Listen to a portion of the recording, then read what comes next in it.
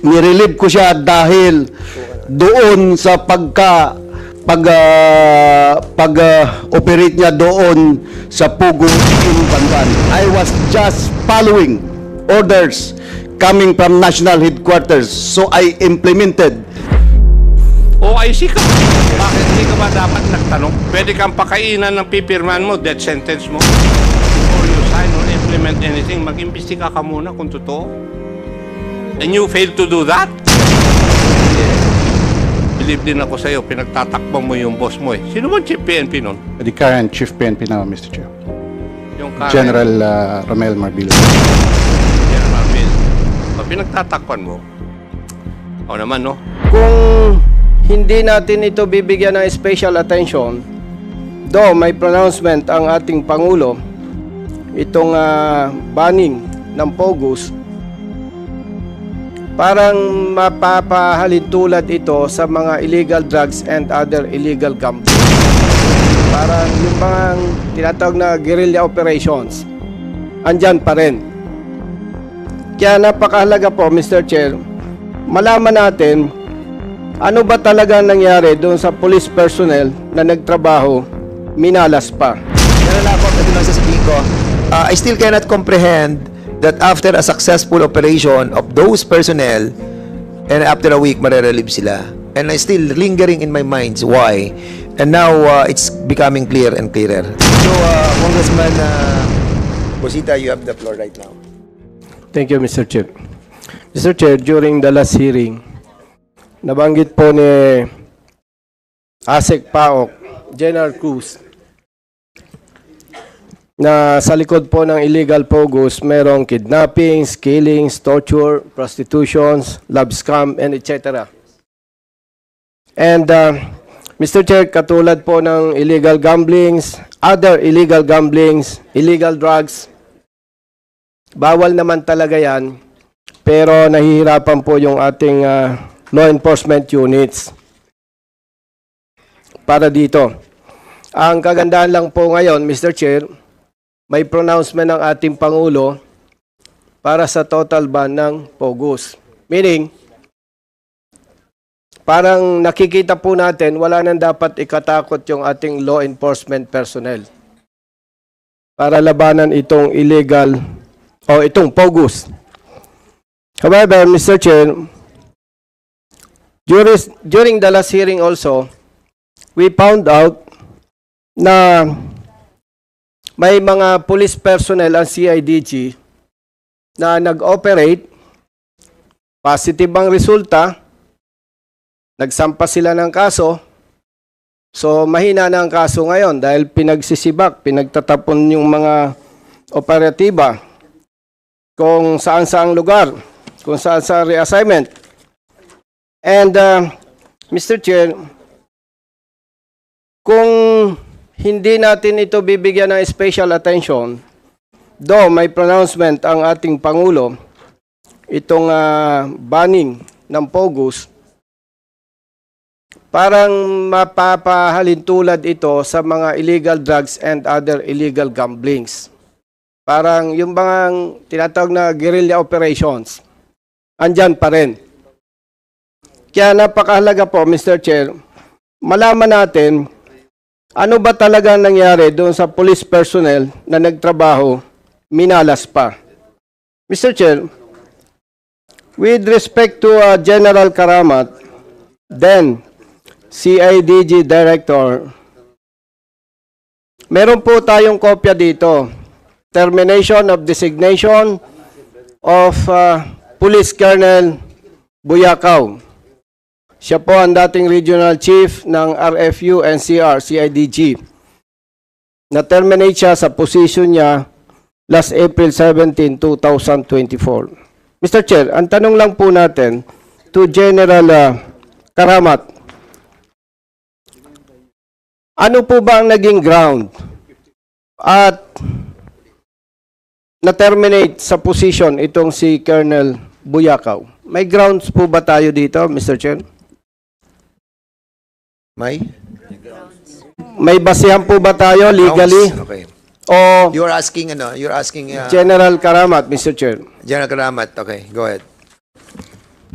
Good afternoon, Mr. Chairman, and to all the honorable members of this committee. Muli, fellow workers in the government, isang magandang hapon sa ating lahat. First of all, I would like to thank this committee for bringing out this matter regarding the relief of those personnel who are involved in the operation of Pogo. Actually, gustong-gusto ko na itong ma-clarify o ma-clear itong pangalan ko dahil I am being judged through social media and even sa mga newspapers alleging that I am a protector of the media because of the relief of those personnel involved in the operation. So, to all the netizens and to all the media who are present here, please take note. I have a presentation here why Colonel Buyakaw was relieved. Paki-present nga yung IBP ko. Mr. Chair, will we allow him to present? Yes, how many, ano yan? How many minutes? General? One slide lang, sir. One slide lang. Hindi, you have 1, 2, 3, 4. Sige, we will allow it. Okay. Go Next ahead. slide. Okay, next. Sir, that was a memorandum coming from DPRM addressed to the Director CIDG. Ako po yung director din to relieve Colonel Buyakaw of his post. In short, I was not the one who caused the relief of Colonel Buyakaw as insinuated by anybody that nirelieve ko siya dahil doon sa pag-operate niya doon sa Pugo in Banban. I was just following orders coming from national headquarters. So I implemented that memorandum coming from DPRM to relieve Colonel Buyakaw.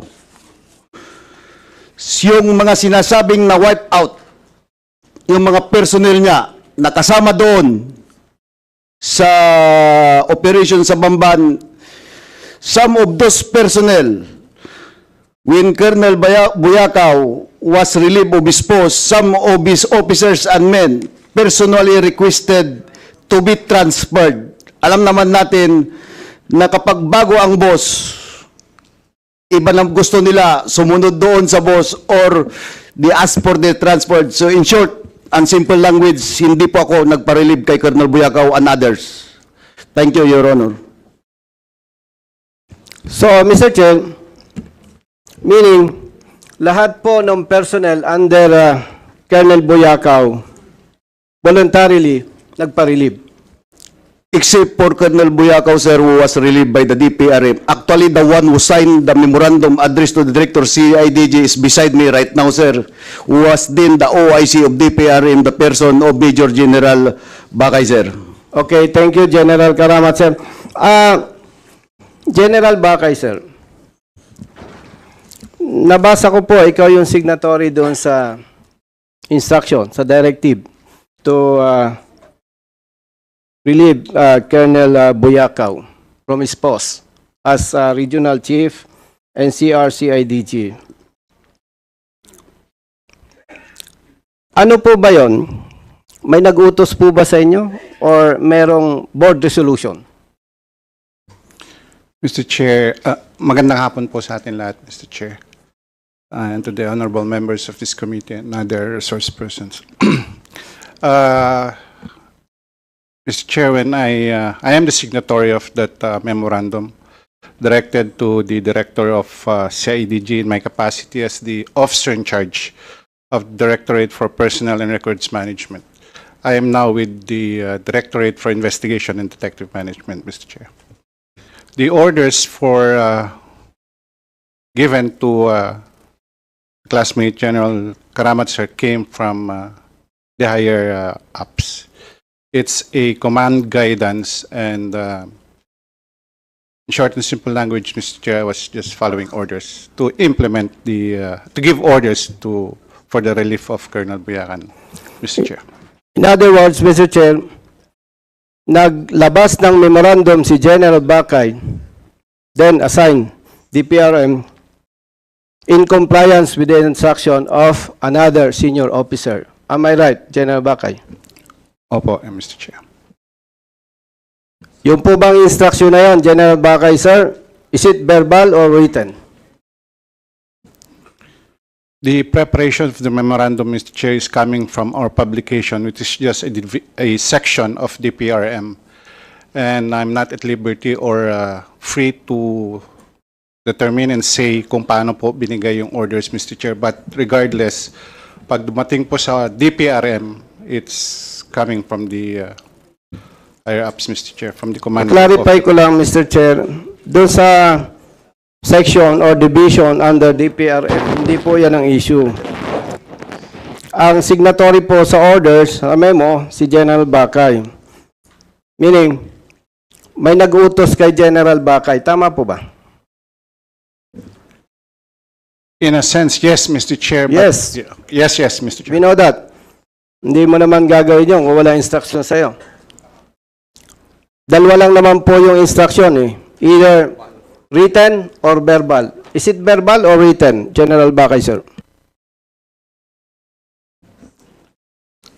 I cannot say, Mr. Chair, because the memorandum came in my table for it to be signed already in that form.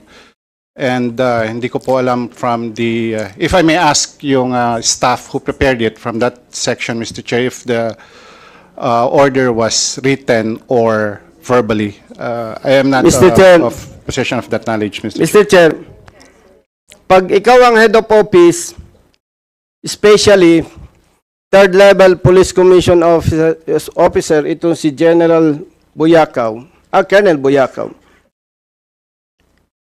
hindi ka basta peperma eh. Are you telling us na pagdating sa table mo, perma ka lang? No. Tama po ba?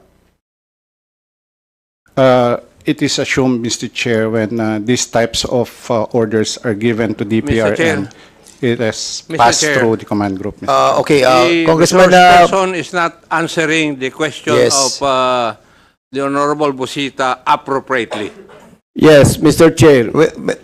we will be reminding the resource speaker to answer directly the question. Kasi ang tanong naman po ay napaka-simple lang, and even our members who are here can answer it directly. So, be truthful, General Bakay, please. Please reply to the query of Congressman Busita. Ano po ba yung instruction? Direct sa'yo or dumaan sa staff po ninyo? Dumaan po si staff namin, Okay, Mr. Chair. Mr. Chair, nandyan po ba yung concerned staff? Not present, Mr. Chair. Sino po yon? General Bakay, sir? From our publication section, Mr. Chair, who prepares the memo brings it to me for signature, Mr. Chair. Okay, Mr. Chair, dahil wala po yung concerned staff ni General Bakay, and sayang naman yung oras natin, you, as the head of office, ikaw po ba basta pumirma lang? Doon sa sinasabi mo po ninyong directive? Ano po yan senior officer yan? Third level commission officer? Na hindi naman po ma-promote yan without the approval of the President? Kung yan po ay patrolman, pwede siguro. General Bakay, sir. Indeed, sir, but there are also instances where orders are given, even verbally, and all DPRM have to do is issue it, Mr. Chair. So, gusto po ba ninyong sabihin na hindi ka nagtanong, pumirma ka lang? Yes, Mr. Chair. So, kung pumirma ka lang po, ibig po ba sabihin, wala kang ginawa o alamin mo kung sino po ang nag-utos? Mr. Chair, when the memorandum came to me, I assumed that it came from our higher-ups, Mr. Chair, Mr. because Chair. none of this... Okay, will you allow Congressman Acop to interject? Yes, Mr. Chair, kailangan ko ng backup na general. Okay, before I recognize General Acop, mayroon lang ako maliit na General Acop, ito lang sasabihin ko. I still cannot comprehend that after a successful operation of those personnel, and after a week, marerelieve sila. And I still lingering in my mind why. And now it's becoming clear and clearer. Congressman, Chairman Acop, you have the floor. Thank you, Mr. Chair. Gerald Bakay, you are a classmate of Gerald Karamat, di po ba? Opo, Mr. Chair. At pwede naman siya ang nakipag-usap sa iyo para mag-issue ka ng order. Tama rin po ba?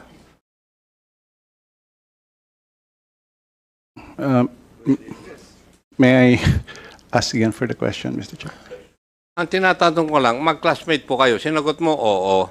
O pwede kayong mag-classmate, mag-usap. Pwedeng mag-request si Gerald Karamat sa iyo, pakitransfer mo nga itong si Colonel Buyakaw or whoever he is. Di po ba? Pwede yon? Pwede po, Mr. Chair. Pwede. Pero pag tinanong ko yon kung nangyari, sabi mo hindi nangyari. Tama? Yes, Mr. Chair. Yes. Now, you are the OIC of DPRM.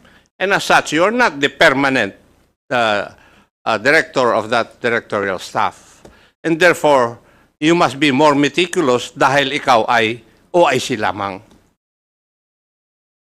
Would that be correct? Correct, Mr. Chair. Yes. Pero in this instance, hindi ka naging meticulous. Alam natin na sa PNP, orders are given by higher authorities. Correct si Honorable Busita. Verbally and with a document. In this case, sabi mo, may dokumento. Anong sagot mo kay Honorable Busita? Was the order given verbally or documented? Yes, Mr. Chair. When I was the OIC... Ano nga, dalawa lang papipilian mo eh. Paiwas ka kagad eh. Do not be a lawyer here. Alam kong abogado ka eh. Pero ang tanong ko lang sa iyo, ano, verbal o written yung order na binigay sa iyo for you to issue orders to transfer Colonel Buyakaw? The order did not came from... I did not receive any order, Mr. Chair. Eh, why did you sign it? OIC ka. Yes, Bakit Mr. hindi ka ba dapat nagtanong? The... Pwede kang pakainan ng pipirman mo, death sentence mo? Yes, Mr. Chair. I am... Turo sa kwanyan, di ba? Sa law school. Yes, Mr. Chair. Before you sign or implement anything, mag-imbestiga ka muna kung totoo. And you failed to do that? Yes, Mr. Chair. Yes. Believe din ako sa'yo, pinagtatakpan mo yung boss mo eh. Sino ba chief PNP nun? The current Chief PNP now, Mr. Chair. Yung current, General Romel Marbil, Mr. Chair. si General Marbil. O, pinagtatakpan mo. Ako naman, no? At tagal natin sa serbisyo, pinagbubula mo pa ako. Thank you, Mr. Chair. Wala tayong quorum eh. Yeah, okay. Mr. Chair, to continue with all... With You're not yet done. Yes, Mr. Chair. Okay, I thought you're done. Hindi pa ako tapos, Mr. Chair. Okay, sige, go ahead. Mr. Chair, parang tama po yung I agree with the Honorable Chairman Akop. Pero parang bitin eh. Mr. Chair, pwede po ba ma-invite natin? By the way, General Bakay, sir, sino po ba yung concerned staff mo do sa publication?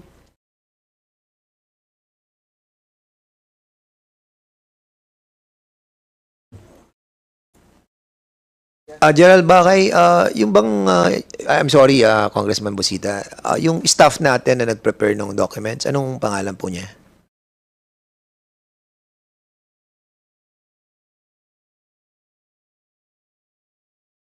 May we be allowed to Yes, research, Mr. Chair? ano lang naman yung staff nyo lang na nag-prepare ng documents. We're asking just for the name. Yeah. Are you asking that the name of that person?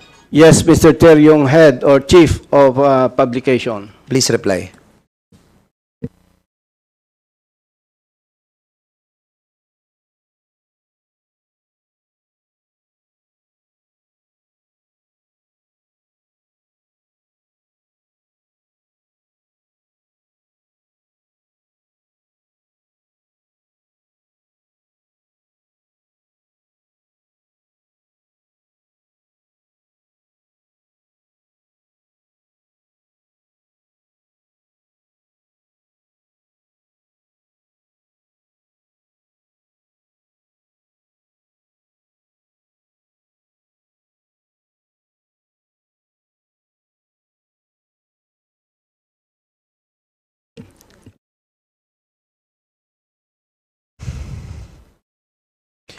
I think hindi naman mahirap sa sagutin yun na General Bakay.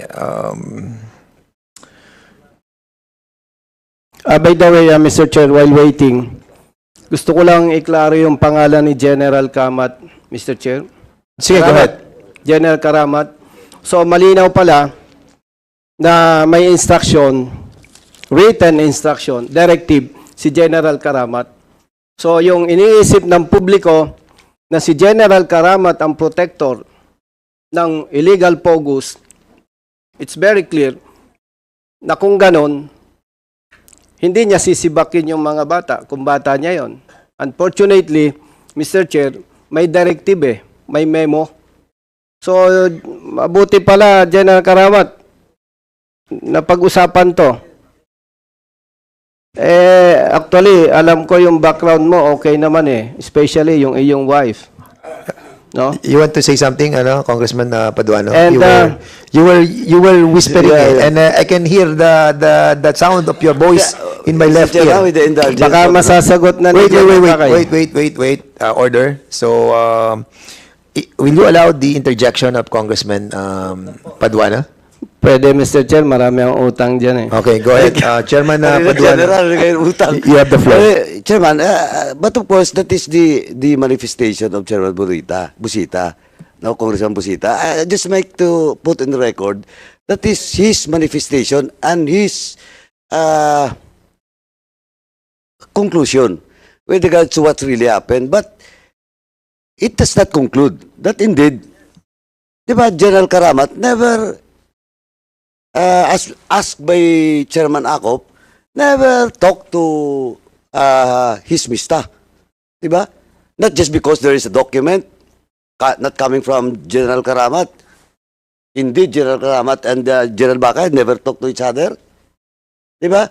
Mas ang ano dito, the presence of that person in which sabi ni General Bakay kanina, prepares the document. And ako nga, sabi ko nga, you're the OIC, you're the most highest ranking official in that office. You just signed the document from your staff. Oh, sino yung staff na yon? Di ba?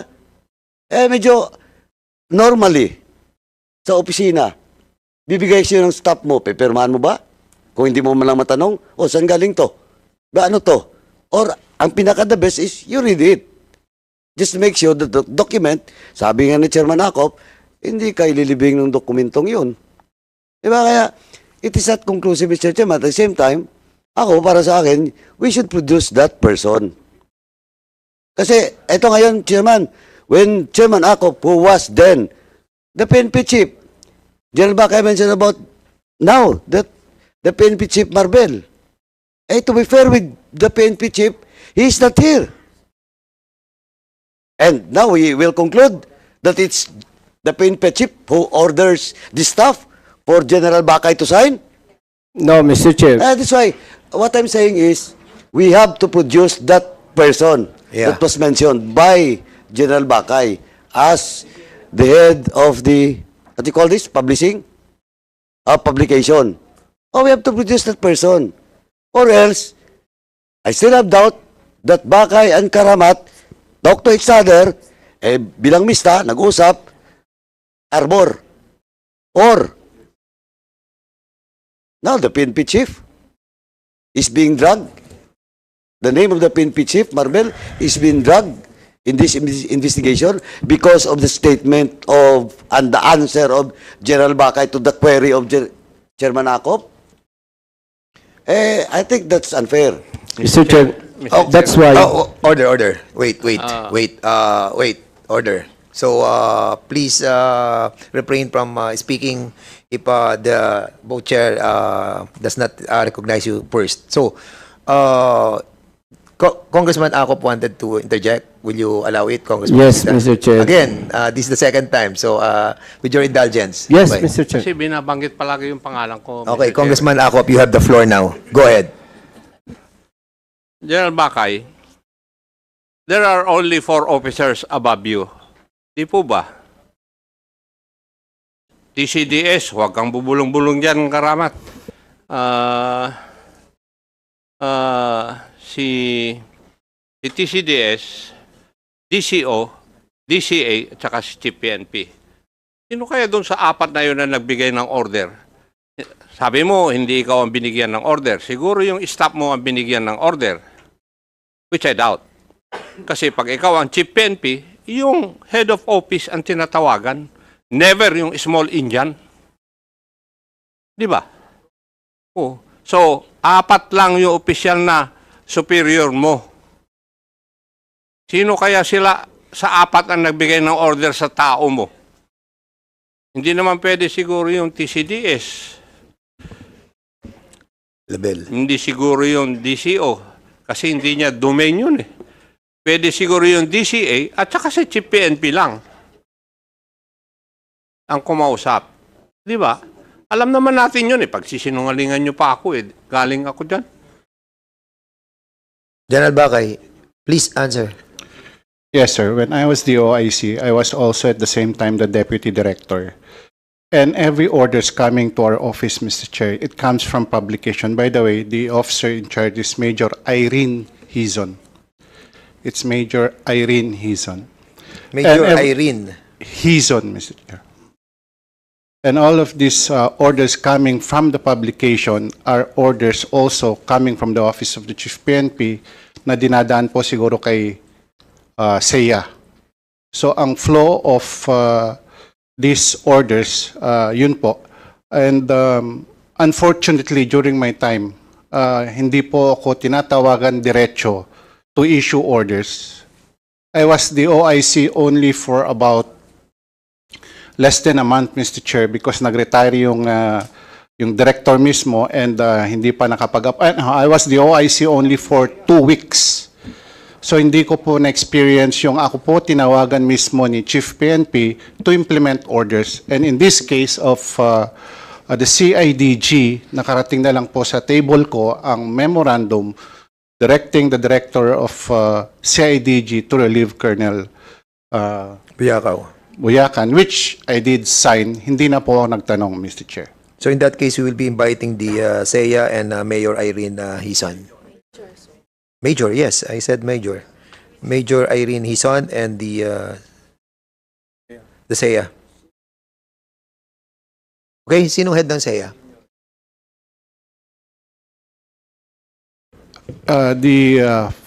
Na-relieve na rin po kasi siya, but the SEA that time was Brigadier General Chris de la Cruz of General Marbella. Brigadier General Yes, Mr. Chair. Christopher de la Cruz, Mr. de la Cruz. Can we invite the general himself? Mr. Chair, to continue. Sige, go ahead. General Bakay, sir. Si Colonel Buyakaw, after na ma-terminate sa kanyang post, binigyan po ba siya ng assignment?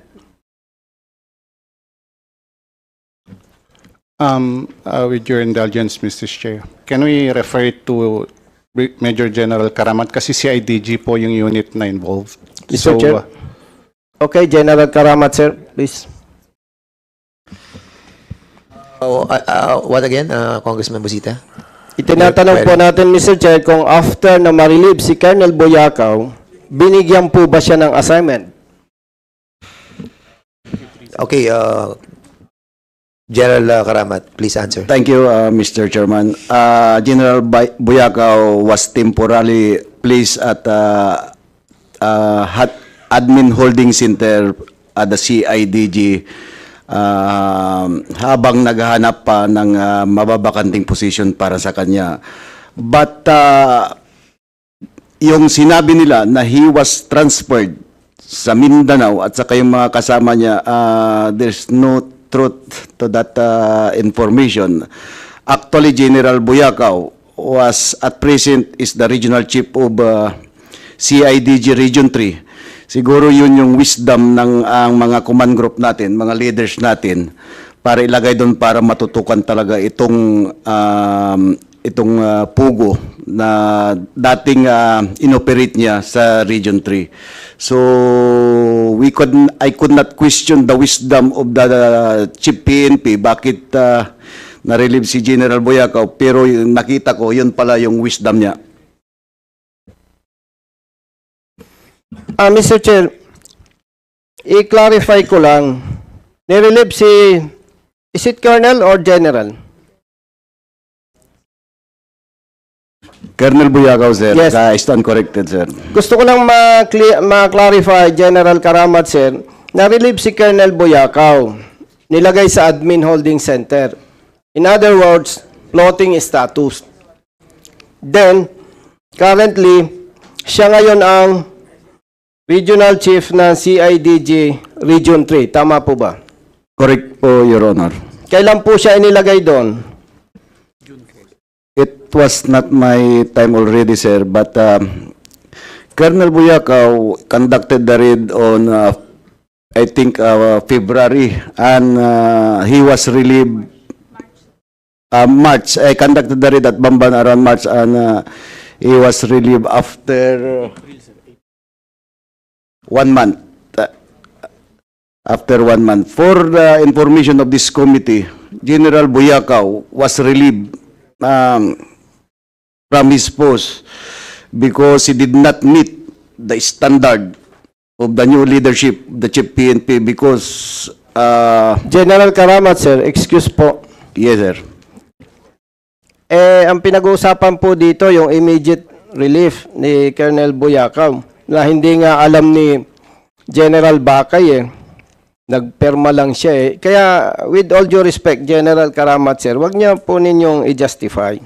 And, Mr. Chair, there are more than 10 police personnel na kasama na relieve or na-transfer sa iba't ibang assignments. So, ito po ba pinili nila, General Karamat, sir? You're correct, Your Honor. Actually, I have a document here signed by the President Director of the CIDG explaining or the evidence why all this personnel was relieved. It's either they requested to be relieved or to be reassigned to another unit. So, duly signed by the President Director of the CIDG, sir. So, I will submit this document to prove na itong mga kasama doon sa mga nag-raid ay hindi nirelieve dahil doon sa pag-raid nila ng Pogo, Your Honor. General, can you kindly submit to this chairman that documents pertaining to the reason why they were relieved? Yes, Your Honor. For the information of the members of this committee. Mr. Chair, to follow up the statement of General Karamat, You have only have 1 second. Hindi naman 2 minutes. Nagagalit na minutes. si Thank you, Mr. Congressman Chair. Jojo Lara. General Karamat, sir, nakikita ko po sa iyo, ginajustify mo Pero, the question is, mahirap paniwalaan po Why? After 2 consecutive successful operations, sa halip na bigyan ng awards and commendations na pagsisibak o na transfer itong mga tao na to. Kaya po, pasensya, with all due respect, hindi po valid yung justification mo Bakit kadami naman ng matatransfer o masisibak, bakit sila pa after the operations? Ay alam na alam natin na as per report, maganda yung kanilang operations. And kaya tayo, Mr. Chair, sincere dito, in line with the instruction of our President, itong banning ng Pogo, hindi ganun kadali na mapipigilan yan.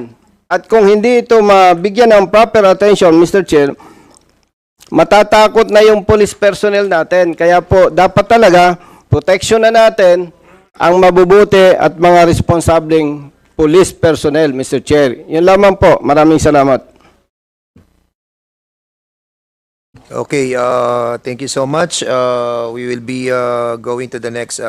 Before we proceed on that, I need to show something lang. Si Congressman Jojo Lara muna. But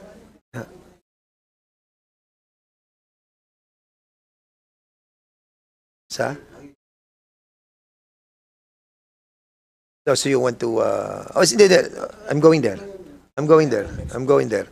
After this, para lang hindi lang maputol, ano nga yung para lang i-validate natin yung birth certificate para at least confirm na natin ngayon that Cassandra Lim Ong is a Chinese because they were able to get a yes, baka. Can you kindly ayan na si Cassandra Catherine Cassandra Leong ay Chinese siya. So, ang tatay niya is Richard Ong Chow Hong. Okay? And then yung isang birth certificate ng tatay naman niya na Chinese din yung kanyang tatay. And at the same time, ano ba yung yan. Okay, so basically, ayan na naman, problema na naman natin sa PSA. Okay? Yung pagkuha ng late registration. Ang istorya na naman ito, Yusek Gilbert, Chris, can you kindly explain these two birth certificates? Okay, sir. Thank you, Mr. Chair. As to the modus on how Cassandra Leong gained her Filipino citizenship, sir, this is the same with suspended Mayor Alice Go. Yung ginagamit po nila, sir, is late registration of birth certificate. At kadalasan, even in the birth certificate of Cassandra Leong, sir, makikita nyo sa hilot na naman pinanganak ito, sir. And yung nagpaanak sa kanyang hilot, patay na rin. So this is the same modus operandi being used. And si Cassandra Leong, pinanganak po siya noong 2000 and then late registration ginawa 2001. Na-register po ito sa PSA at yun po yung nakalagay sa baptismal certificate niya. Most likely, sir, ang assumption namin dito, sir, is that Cassandra Leong ay pinanganak sa China. 1 year old po siya nung dinala rito sa Pilipinas. Then, nag-late registration po sila. Okay, so basically 58% yung kanya plus 10% doon sa isang Chinese. So sa isang Chinese pa rin another 10%. Kaya lumalabas 98% sila. Dalawang Pilipino lang ang tig 1%. So basically that will be that property belongs to the government. The chair would like to acknowledge the presence of our Secretary General Reggie Velasco. Okay, so doon lang mayroong itutuloy lamang si Chairman Paduano with regards to sa issue nung kay municipal engineer. Municipal engineer. Bago niya siya magtanong, remember you are under oath, Yes po. Under oath ka, ha? Tanda mo yan, ha? Yes. So may tatanong sa iyo si Chairman Paduano about dun sa project na pinagawa doon sa right of way. Yes po. Ha? Mag-ingat tayo sa pagsasagot, ha? Dapat malaman natin kung sino talaga nagpagawa nun. Ha? Kayo ba? Or private ba talaga? Or government? As per sa record po namin, wala po kaming... O yun ang sagot mo kanina. Iba sagot mo, ha? Sa- Sabi mo kanina may-ari ang nagpagawa. Yes po.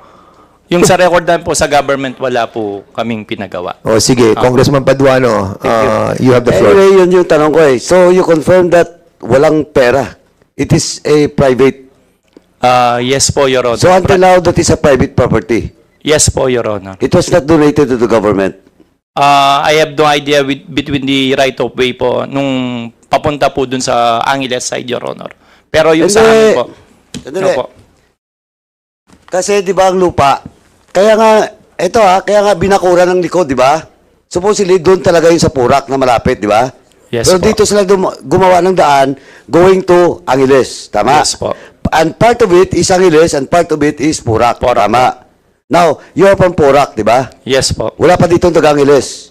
Chairman, nandito ba yung taga-Angeles? Angeles na tungkol saan? Hindi, municipal engineer. Yes, siya saka- municipal engineer. No, he is from Purak. Nang? Wala ba? Wala dito? Hindi. Porak lang to. Mr. Chairman, ganito lang po. Ito, again, the chairman reminds you, you're under oath. Mr. Chairman, in the next hearing, we will invite the municipal engineer or city engineers of Angeles. At the same time, the assessors, head of the assessor's office of Angeles. And we'll be also asking the well, Chairman Paduano yung list ng project ng DPWH Yeah. para malaman natin. Again, hindi, kasi city engineer's office eh. So, sa city, ang municipal engineer's office, di ba? So, munisipyo ng Porac. Tama? O, ang assessors nandito? Mr. Chair, the municipal assessor was unable to attend Why? because of her advanced pregnancy, Mr. Chair. Hindi po siya makatravel. O, anong advanced pregnancy? Ilang buwan na ba? Due na po siya ng July 31, Mr. Chair. June, July 31. Opo. So the doctor advised her not to travel. Ay, na po, ano Mr. niya? Chair, galing Assistant? po Porac. Assistant niya. Mr. Chair, wala po kaming assistant O, assessor. sinong next to the assessor's office head? We will, O, you bring that person... we will make this Or you bring that available. person in the next hearing that can answer the query of this committee. Yes, Mr. O Chair, now, I will do that. balikan kita. O, again, tatanungin kita. Sigurado ka pa na yung buong daan doon, private? Your Honor, as per po dun sa ano namin, sa boundary po namin, I cannot stand for Angeles po. Pero dun sa Porac side po, Your Honor, alam ko po, pagkakalam ko, based on my personal knowledge po, private po yung daan for now. Oh, you submit na lang this committee. Kailan ba ginawa yung daan na yon? When was that started? Wala rin po akong idea, Huh? Your Honor, kung Taga kailan. city engineer ka, hindi mo alam? When was you assigned?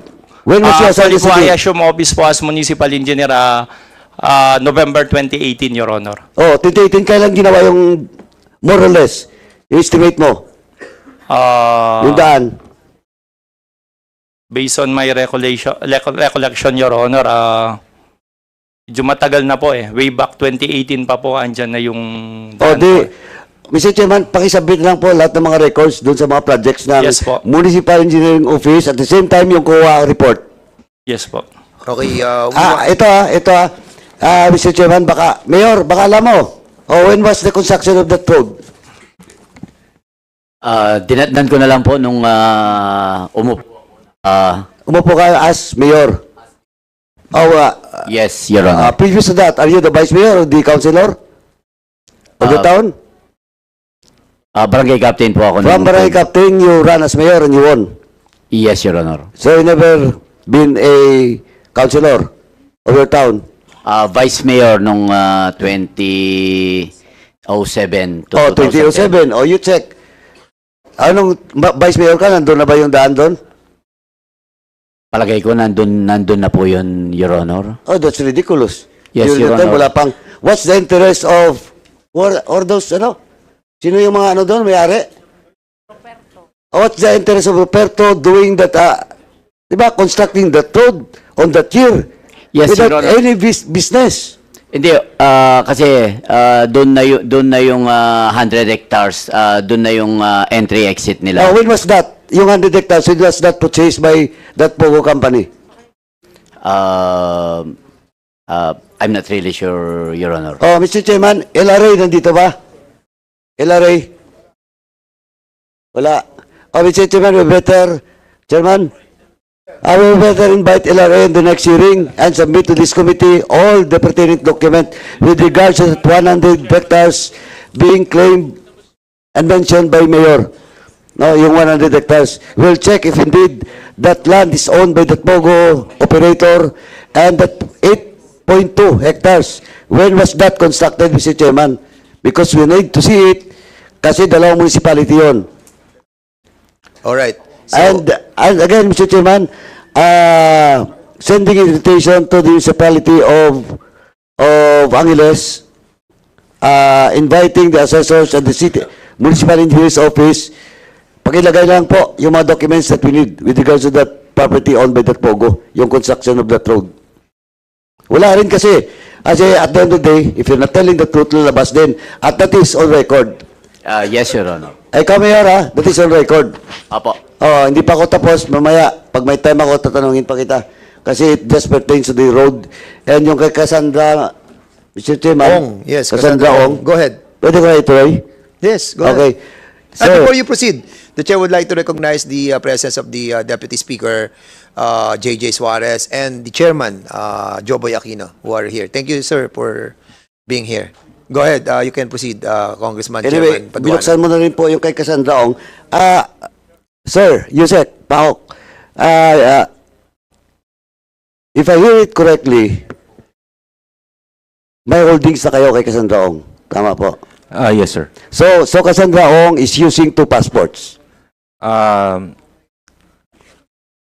Both? Check, sir. I think BID, if the DFA is present, Mr. Chairman? Wala. Congressman Paduano, nakatingin na sa akin si Jojo Lara, ha? Hindi. Binigyan mo ko ng time. Yung DFA, tinatanong So ko ulit briefly, dito. briefly, ha? Kasi medyo kanina pa si Jojo. Sige, go ahead. Yusek, ito na lang po. 2 minutes. Wala bang DFA dito?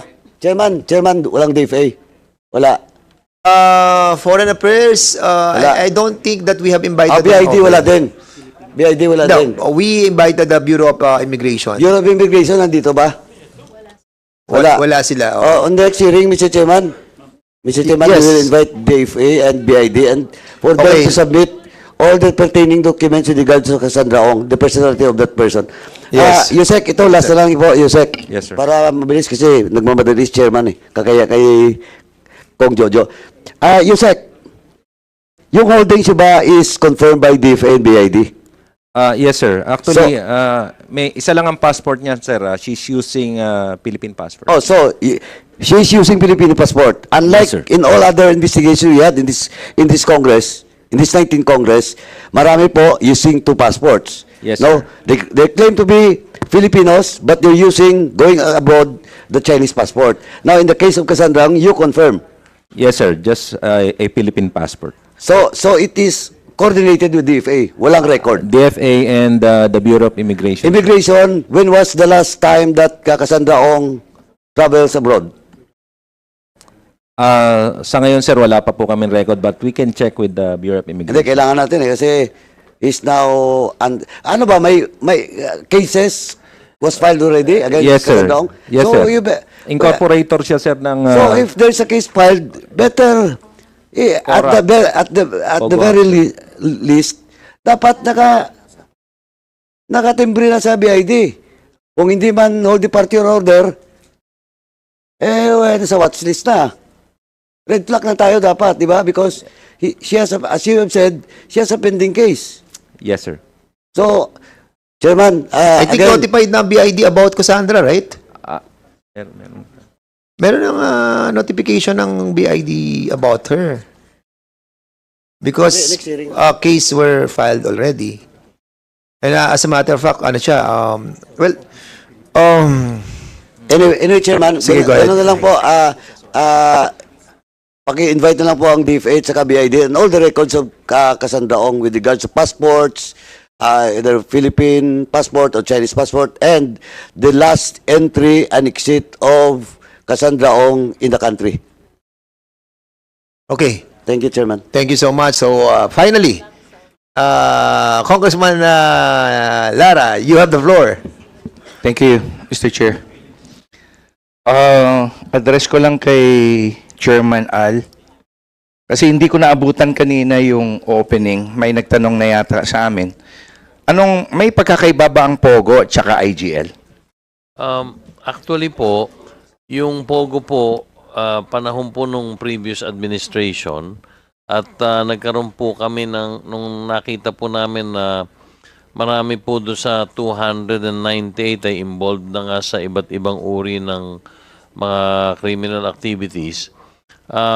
Minarapat po namin una palitan yung guidelines and yung buong structure po nung mga licensees at dahil nga hindi na rin po maganda yung imahe ng POGO, ang desisyon po namin para total cleansing po, palitan po yung POGO into IGL or Internet Gaming Licenses po.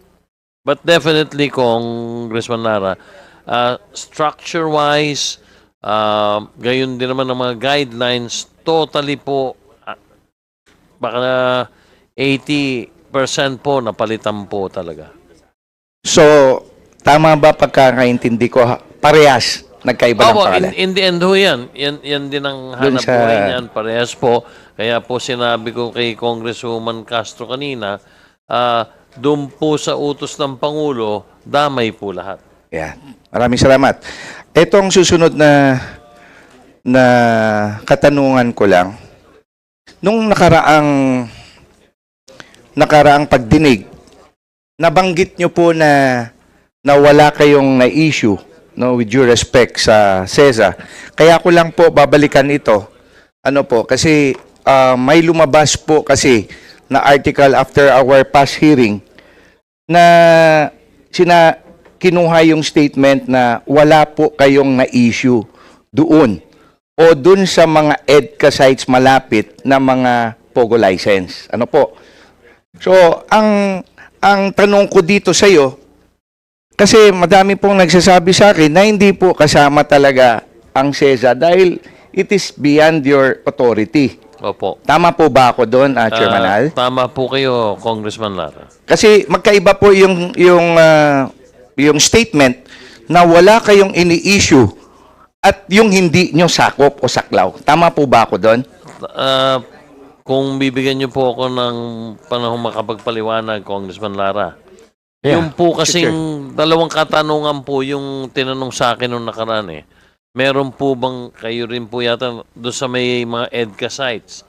Ang sabi ko, which hindi naman po nasasakop ng CESA yon.